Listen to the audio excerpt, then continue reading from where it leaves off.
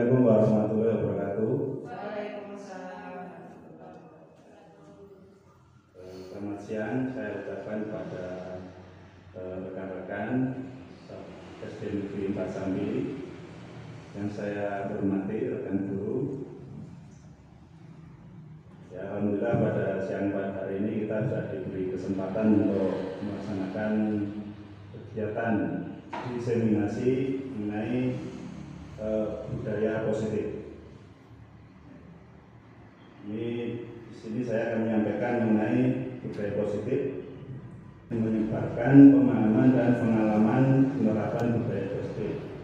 Di sini saya Agus Handoko selaku calon guru penggerak angkatan 7 Kabupaten Boyolali.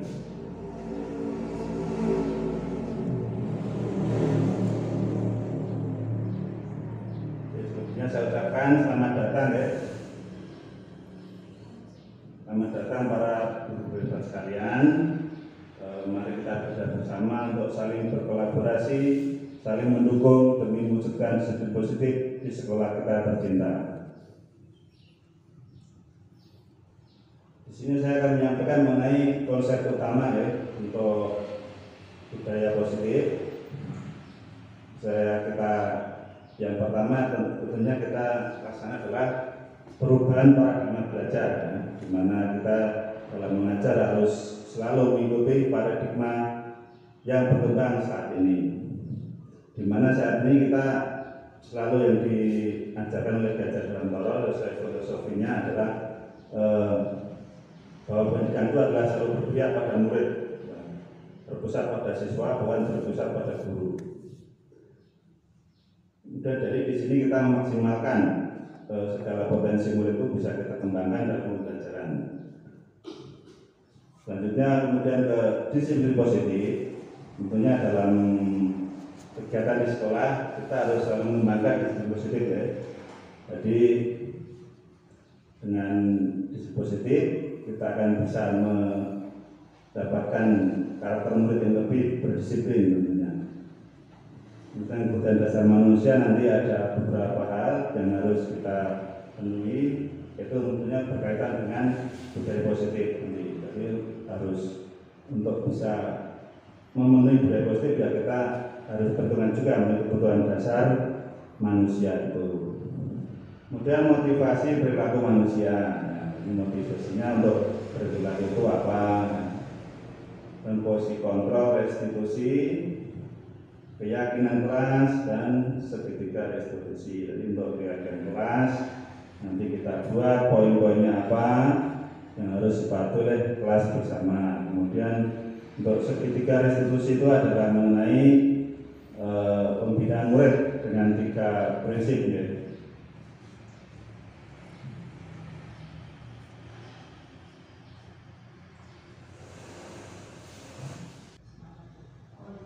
Pembelajaran dengan paradigma baru. Jadi pembelajaran dengan paradigma baru dirancang berdasarkan prinsip pembelajaran yang terdiferensiasi sehingga setiap siswa belajar sesuai dengan kebutuhan dari tahap perkembangannya untuk mewujudkan profil belajar Pancasila. Jadi kita sebagai guru harus setiap mengajar mempunyai tujuan untuk mewujudkan belajar Pancasila. Belajar Pancasila yang bagaimana? Yaitu belajar yang beriman, bertakwa kepada Tuhan Yang Maha Esa dan berakhlak mulia, berkepentingan global, mempunyai jiwa gotong royong, mempunyai daya kreatif, bisa bernalar dengan kritis dan mempunyai kemampuan untuk mandiri. Itulah belajar Pancasila. Dan lanjutkan kita untuk disiplin positif ya. Disiplin positif dalam budaya kita, makna kata disiplin dimaknai menjadi sesuatu yang dilakukan seorang pada orang lain untuk mendapatkan kepatuhan. Kita cenderung menghubungkan kata disiplin dengan ketidaknyamanan. Karena orang untuk disuruh disiplin itu sering mengeluh ya, tidak nyaman ya. merasa dikekang, merasa diatur. Jadi kita di sini harus pintar dalam memberikan jiwa disiplin pada anak agar tidak merasa seperti tertekan. Jadi disiplin itu muncul dari dalam dirinya sendiri, bahwa itu adalah sesuatu yang harus dipatuhi, itu harus muncul dari dalam dirinya sendiri. Disiplin positif merupakan salah satu cara penerapan disiplin yang bertujuan untuk menumbuhkan kesadaran serta memberdayakan anak untuk melakukan sesuatu tanpa sokokan, ancaman atau hukuman. Ya, jadi disiplin positif itu ya tujuannya untuk menumbuhkan kesadaran. Ya. Jadi kesadaran itu bisa tumbuh sendiri untuk melakukan sesuatu. Ya. Jadi tanpa sokokan, ancaman ya, atau hukuman. Jadi nggak ada dengan cara, nanti kalau kamu tidak mengerjakan, nanti akan saya hukum, akan saya suruh rumah bendera sampai pulang, atau saya suruh lari-lari keliling sekolah. Ya, itu bukan seperti itu, sebenarnya bukan seperti itu. Jadi menumbuhkan kesadarannya benar-benar dari dalam hati siswa itu sendiri. Sebagai pendidik, tujuan kita adalah menciptakan anak-anak yang memiliki disiplin diri, sehingga mereka bisa berperilaku dengan mengacu pada nilai-nilai kebajikan universal dan memiliki motivasi intrinsik bukan ekstrinsik. Jadi sebagai pendidik, kita harus bisa menciptakan anak-anak yang memiliki disiplin diri, ya, disiplin diri yang sesuai dengan nilai-nilai kebajikan universal. Ya. Universal itu ya umumnya, kecil pada umumnya. Jadi motivasinya intrinsik. Intrinsik itu dari dalam, bukan ekstrinsik dari luar. Ya. Jadi motivasinya muncul dari dalam diri sendiri, bukan dari luar, bukan karena ancaman dari guru, pak guru ya, tapi memang muncul dari dalam dirinya sendiri. Ya. Kemudian elemen berikutnya adalah mengenai kebutuhan dasar manusia. Dasar manusia itu ya kurang lebih seperti ini ya, untuk ya ini dalam pendidikan ya, bukan dasar manusia dalam pendidikan, dalam lebih dalam lingkungan pendidikan kurang lebih seperti ini. Jadi bertahan hidup, kasih sayang dan rasa diterima, penguasaan, kebebasan, kesenangan ya. Lalu bertahan hidup tentunya di lingkungan pada umumnya, kasih sayang dan rasa diterima itu ya, itu penting ya, kasih sayang dan rasa diterima. Jadi dalam di kelas itu kita harus menanamkan pada anak, bisa menciptakan suasana yang membuat anak merasa dikasih sayangi dan juga merasa diterima. Jadi dalam pembelajaran itu kita buat siswa itu nyaman, dia mendapatkan kasih sayang dan merasa bahwa dia diterima di kelas. Dan penguasaan dari dia bisa menguasai materi yang diberikan. Kebebasan jadi dalam arti kebebasannya yang baik ya, jadi dia bisa melakukan kebebasan, mengeluarkan potensinya ya, bakat potensinya itu dengan semaksimal mungkin.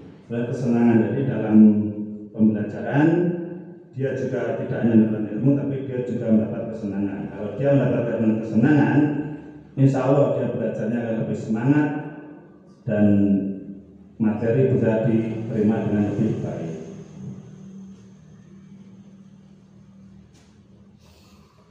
Dan di sini mengenai motivasi perilaku manusia. Ya. Motivasi merupakan dorongan yang timbul pada diri seorang secara sadar atau tidak sadar untuk melakukan satu tindakan dengan tujuan tertentu. Jadi di sini kita lakukan motivasi. Motivasi itu dorongan ya. Seseorang melakukan sesuatu itu pasti ada motivasinya. Ya. Jadi siswa ingin belajar di sekolah, ya tentunya harus ada motivasi untuk mendapatkan ilmu, menjadi orang yang lebih baik, ya, untuk meraih masa depan yang lebih baik, ya, itu ada motivasinya. Dan melakukan kesalahan juga itu ada motivasinya, ya.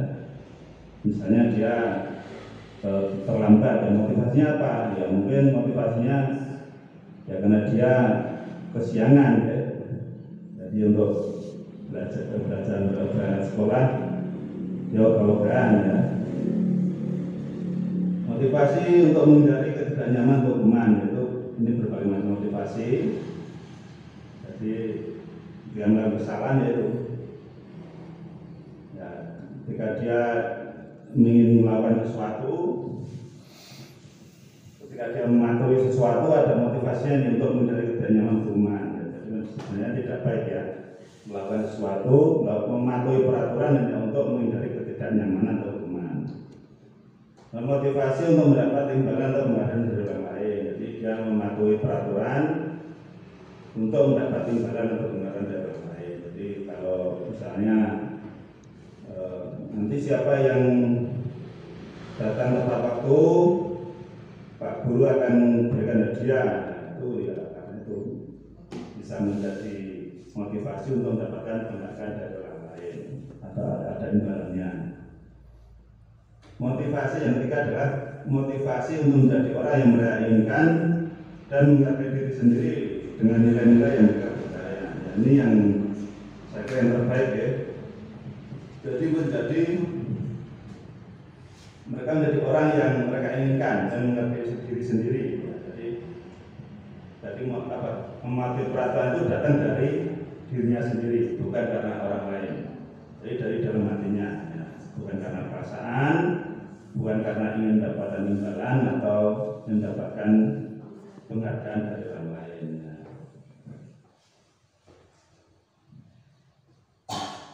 Nah, di sini saya akan menyatakan mengenai konsep disiplin dengan identitas gagal. Jadi ini apa? Sebenarnya penengah siswa dengan konsep identitas ya, yang cenderung mengalami kegagalan. Ya. Jadi ini dalam tindakannya nanti biasanya kebanyakan gagal untuk mendisiplin siswa. Ya. Di sini pertama dengan hukuman ya. Hukumannya mempunyai sifat menyakitkan ya. Hukumannya menyakitkan, tidak nyaman, membuat murid tidak nyaman, murid takut ya. Memaksa, jadi murid terpaksa melakukannya hanya untuk menjadi hukuman. Murid menyembunyikan ya, kalau dia melakukan kesalahan disembunyikan, misalnya membawa apa, membawa lato-lato yang dilarang ya disembunyikan ya, termasuk itu menyembunyikan kesalahan ya. Dan murid menjadi rendah diri ya, jadi dia ini sering dihukum ya. Berarti ini dia kurang anak yang tidak baik, tidak bagus, jadi tertanam dalam dirinya itu. Jadi saya sering dihukum, jadi menjadi rendah diri. Ya. Kemudian di sini dengan restitusi, ya ini dengan restitusi itu sebenarnya dengan sebaiknya ya untuk pemecahan masalah mengenai ketidakdisiplinan murid, ya kita memakai sistem restitusi. Dengan langkah-langkah ya seperti itu, murid bertanggung jawab untuk perilakunya ya. Jadi setiap dia melakukan kesalahan dia merasa bertanggung jawab, entah itu dengan meminta maaf atau berjanji tidak untuk mengulangi lagi dan besok benar-benar tidak mengulanginya ya. Dan fokus pada memecahan masalah jangka panjang. Jadi misalnya si anak itu sering datang terlambat, kita lihat dulu masalahnya apa ya, masalahnya apa sebenarnya di rumah. Mungkin dia harus membantu ibunya berdagang, membantu ibunya jualan ya. Jadi tidak langsung hukuman dengan fisik atau apa ya. Ya bisa saja fisik tapi ya untuk mendisiplin sementara itu, kalau untuk hukuman langsung di sekolah itu sifatnya sementara tanpa dapat dilihat untuk pemecahan masalahnya sebenarnya apa itu kan tidak. Nanti akan berulang lagi. Dan murid menghormati dirinya dan orang lain. Ya, jadi dengan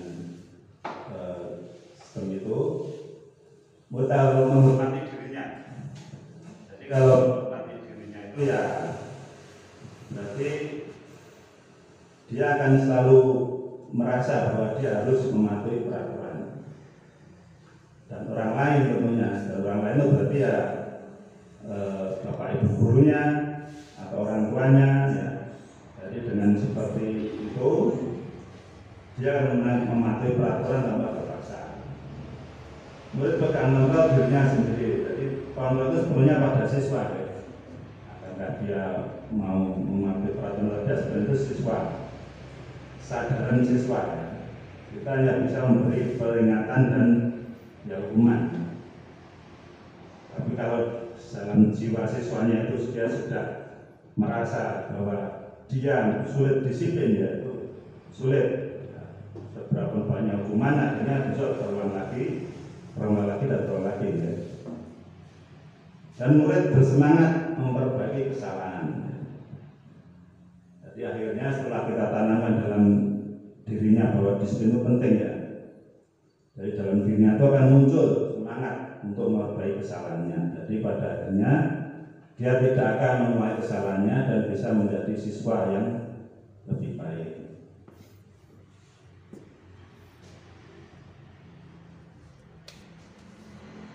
Kita bahas mengenai konsep disiplin dengan pendekatan restitusi. Jadi sebuah cara menanamkan disiplin positif pada murid. Pengertian restitusi di sini adalah proses menciptakan kondisi bagi murid untuk memperbaiki kesalahan mereka sehingga mereka bisa kembali pada kelompok mereka dengan karakter yang lebih kuat. Menurut dosen tahun 2004. Itu pengertian restitusi untuk bisa memperbaiki kesalahan mereka. Proses menciptakan kondisi, jadi kondisi itu harus kita ciptakan dan agar mereka bisa memperbaiki kesalahan mereka. Ciri-ciri restitusi. Ya. Ciri restitusi jadi bukan untuk tebus kesalahan, namun untuk belajar dari kesalahan. Jadi belajar dari kesalahan. Jadi belajar dari kesalahan bukan untuk kesalahan. Jadi kesalahan hari ini besok bisa diperbaiki, memperbaiki hubungan dan dengan bersifat tawaran bukan paksaan. Ya. Jadi kamu harus jadi lebih baik. Ya. Itu sebenarnya tawaran bukan paksaan. Restitusi untuk menuntun, untuk melihat ke dalam diri. Restitusi mencari kebutuhan dasar yang mendasari tindakan. Restitusi adalah cara yang paling baik. Jadi restitusi cara yang baik ya untuk membuat kedisiplinan siswa, menanamkan budaya positif pada siswa adalah dengan cara yang terbaik adalah restitusi.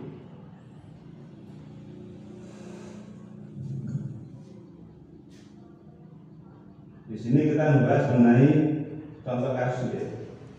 Perbedaannya pada contoh kasus siswa sering datang terlambat. Di sini dengan hukuman langsung, dengan hukuman secara langsung di sekolah ya.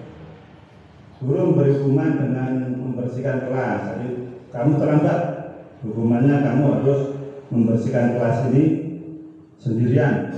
Nah, itu hukuman secara langsung. Kemudian guru marahi anak dan dia menjadi takut. Ya, jadi ya memberi hukuman tentunya dengan biasanya sambil marah ya. Kemudian si anak menjadi takut. Tentunya ya itu entah dampak positif atau negatifnya, ya tentunya dampak negatifnya lebih banyak ya. Kemudian ya, mengenai konsekuensinya ya, mengenai memberikan hukuman dengan konsekuensi. Jadi guru memberi perintah untuk mengerjakan soal saat jam istirahat. Guru bersikap tegas dan murid menghormati. Ini agak pagi ya. Jadi di sini hukuman dengan konsekuensi ya. Kalau kamu terlambat, kamu harus mengerjakan soal saat jam istirahat. Ya sikapnya tegas ya, tegas dan menghormati. Jadi murid menghormati ya. Jadi tidak hanya asal marah saja, tegas ya. Dan kemudian berikutnya dengan cara restitusi. Dalam restitusi, guru menanyakan keyakinan kelas kepada dirinya dan membantu siswa menyelesaikan masalahnya. Nah, jadi di kelas itu ada keyakinan kelas ya, keyakinan kelas beberapa poin. Misalnya kalau terlambat harus gimana, ada ya. Jadi di sini gurunya tinggal mengingatkannya. Oh, ini ada keyakinan kelasnya gini. Jadi kalau kamu terlambat, konsekuensinya apa? Hukumannya apa? Kamu harus serangkan. Ya, tentunya hukumannya yang mendidik ya hukumannya apa itu. Dan guru terbuka dan siswa mengenai dirinya dan orang lain. Ya, kita ada menyelesaikan masalah ya. Untuk menyelesaikan masalah ya tentu kita lihat dulu masalahnya itu apa ya. Kok sering terlambat itu masalahnya apa? Di rumah ada masalah apa? Itu kita harus lihat sampai jauh itu. Jadi di dalam kedepannya tidak terulang lagi. Ya. Guru terbuka dan semuanya menghormati dirinya dan orang lain. Jadi guru harus bisa terbuka dalam menangani masalah itu. Jadi tidak bersifat saklek itu ya. Jadi dia bisa memahami persoalan siswa itu.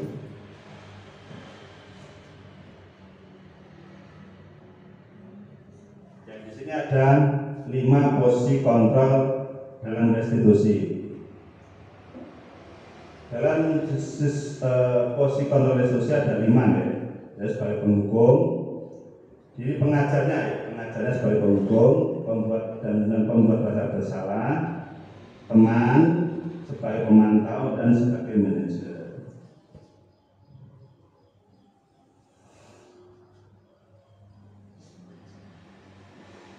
Dan sekarang bahas selanjutnya untuk penghukum.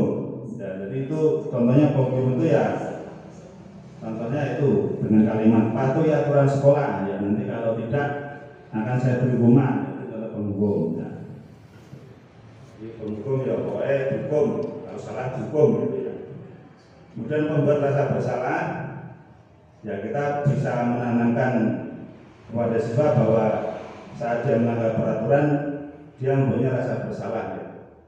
Jadi contoh kalimatnya bisa Pak Guru kecewa dengan kamu. Nah, itu yang kamu jadi siswa itu mempunyai kesadaran dalam dirinya bahwa dia rasa bersalah.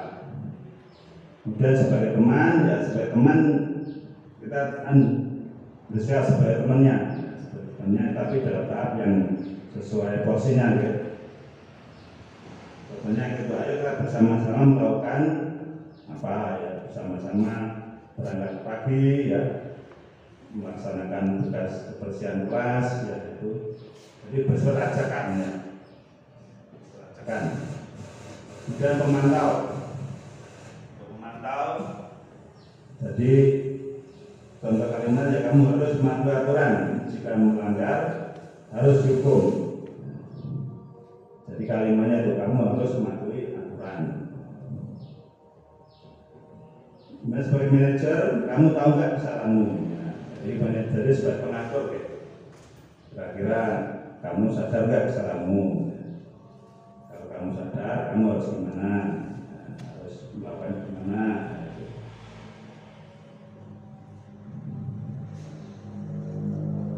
Dan keyakinan kelas itu adalah ya kita dibahas mengenai keyakinan kelas ya.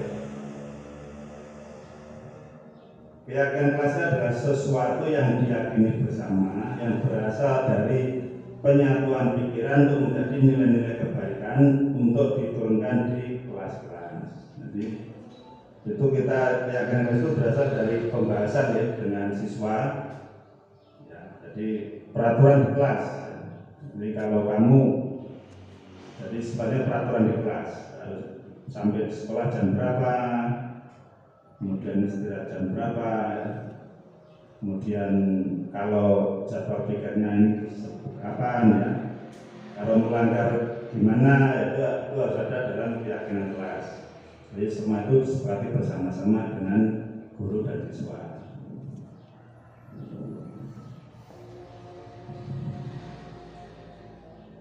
Ya, di sini kita akan menjelaskan mengenai kegiatan membuat keyakinan kelas di kelas 3 ya. Guru bersama siswa membuat keyakinan kelas. Pada langkah awalnya adalah berdiskusi tentang peraturan. Jadi kita bersama siswa berdiskusi tentang peraturannya, gimana ya harus di keyakinan kelasnya yang bagaimana. Ya. tentunya kita usahakan semua siswa harus aktif ya, memberikan ide atau pemikirannya. Nah, setelah itu merumuskan peraturan menjadi keyakinan. Ya, jadi kita bersama siswa dirumuskan ya, peraturannya yang masuk yang mana ya. Jadi kita rumuskan bersama-sama. Setelah selesai semua, kita tempelkan keyakinan kelas itu di dinding. Ya, jadi kita tempelkan di dinding bersama-sama. Jadi sebagai pedoman dalam kelas, jadi harus siswa yang melanggar aturan dan sebagainya itu pedomannya adalah keyakinan kelas.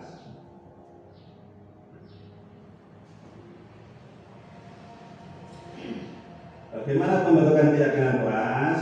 Ya. Untuk pembentukan keyakinan kelas itu saja lebih abstrak dari peraturan ya. Lebih abstrak itu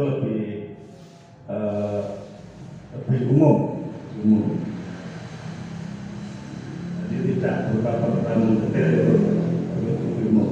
Berupa peraturan universal ya, umum. Dibuat dalam bentuk positif, ya tentunya kalimatnya positif ya. Kalau bisa ya jangan menggunakan kata jangan itu dikurangi ya. Jadi kalimat yang lebih baik berupa ajakan atau apa itu ya lebih baik ya. Nah sedikit saja agar mudah diingat ya, dari terlalu banyak, sedikit saja agar mudah diingat dan mudah dilaksanakan. Dan sesuai dengan kondisi sekolah dan mudah diterapkan ya. Jadi sesuai dengan kondisi sekolah ya, sesuai kondisi sekolah, kondisi siswa. Dan semua warga kelas sekolah dilibatkan saat membuat. Jadi kalau untuk keyakinan kelas berarti semua warga kelas ya, semua warga kelas, guru dan muridnya.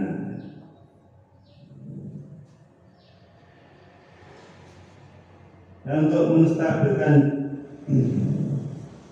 dan di sini bahas mengenai segitiga restitusi. Ya.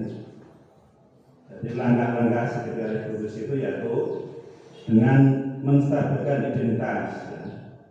Melakukan hal yang terbaik yang bisa kita lakukan. Jadi anak itu ditanamkan pada dirinya bahwa dia bisa melakukan hal yang terbaik, ya. Melakukan selalu berangkat pagi itu bisa, yaitu secara tantangan. Dan validasi tindakan yang salah. Jadi kalau salah itu dia harus bisa memberikan alasan apa. Ya. Jadi kalau saya berangkat terlambat, alasannya apa ya? Kalau kesiangan ya itu ya harus berani bertanggung jawab ya, berani menyatakan dan menaikkan keyakinan ya. Jadi kita semua memiliki motivasi internal. Jadi kita harus menanamkan pada anak bahwa kita bisa menekan motivasi internal pada anak. Jadi bisa memberikan motivasi pada anak bahwa dia harus bisa berangkat lebih awal. Ya, di sini saya akan memberikan contoh mengenai penerapan segitiga restitusi pada salah satu kelas 3 yang sering datang terlambat, yaitu Haikal ya. Ya, di sini kita akan mendengarkan mengenai alasannya ya, mengapa dia sering datang terlambat.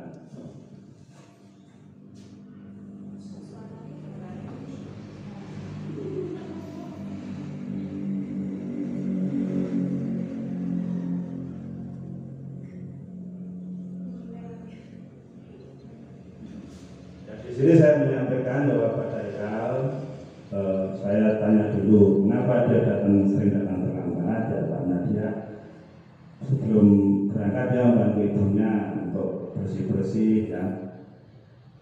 Dan kadang itu juga ibunya karena banyak pekerjaan, jadi mungkin dia lupa untuk memberitahu anaknya agar berangkat. Ya begitulah. Jadi dalam menerapkan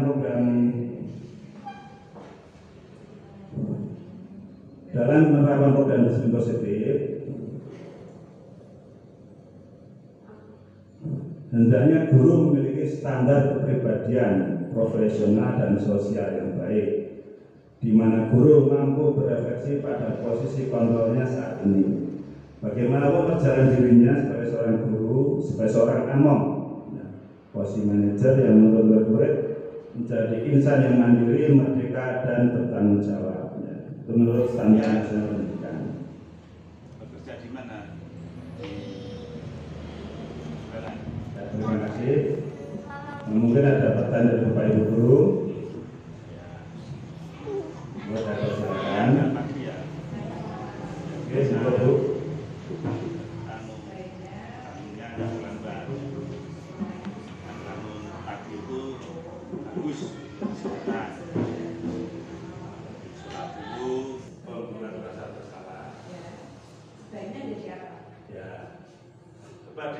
Panggil lagi Mbak tadi yang poin tadi. Ya ini ya. Ya, di sini kita sebagai guru ada 5 posisi kontrol ya. Jadi untuk penghukum, pembuat agak bersalah, teman, pemantau atau manajer. Ya tentunya kita harus bisa yang terbaik yang mana ya. Kalau yang terbaik tentunya kita harus bisa menjadi seorang manajer gitu. Tapi kadang situasinya itu ya kita tidak tahu ya. Ya mungkin semua itu harus kita kuasai ya. Harus kita kuasai untuk jadi seorang penghukum, membuat rasa bersalah, memantau, manajer. Jadi semua harus kita kuasai. Dan pada saatnya kita harus bisa menerapkan apakah dalam situasi ini kita harus menjadi manajer atau menjadi pemantau ya, menjadi sebagai teman ya. Jadi kita harus bisa menjadi semuanya. Dan mungkin dalam suatu saat siswa ada yang menyalahgunakan dan dia mungkin sudah berkali-kali kan. Jadi dalam hal ini kita juga harus bisa menjadi, kalau dalam kasus siswa yang sering melanggar aturan berkali-kali ya mungkin kita harus sebagai pemantau ya. Jadi dipantau dulu masalahnya itu apa kok bisa jadi seperti ini ya. Dan ya penghukum juga kalau berkali-kali itu harus ada hukumannya ya. Jadi untuk sebagai di sekolah itu kita harus bisa menguasai semuanya.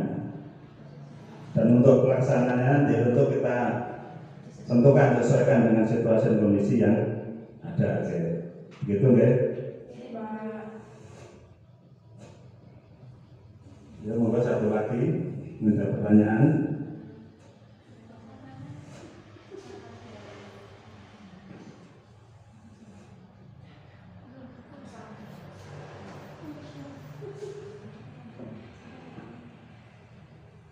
Kalau untuk menghadapi anak yang kadang tidak mengerjakan PR itu apa Pak?